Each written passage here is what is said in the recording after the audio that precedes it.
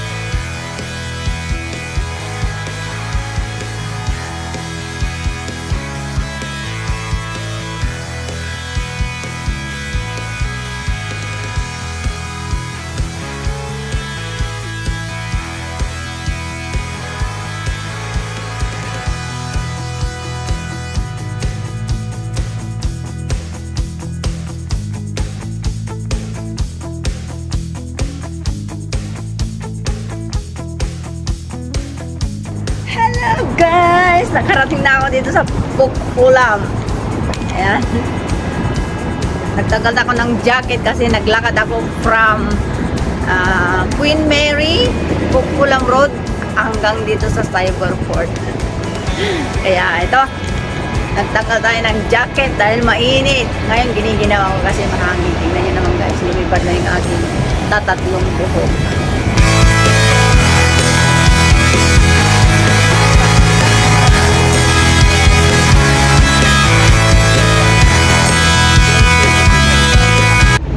Flats dito sa Bel Air.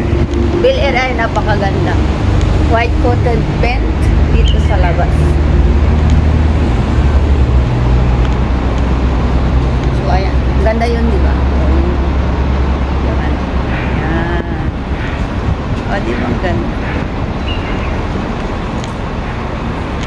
Tatawid tayo ng kalsada. Uwi na tayo ng Kennedy Town at pupunta tayo ng TST.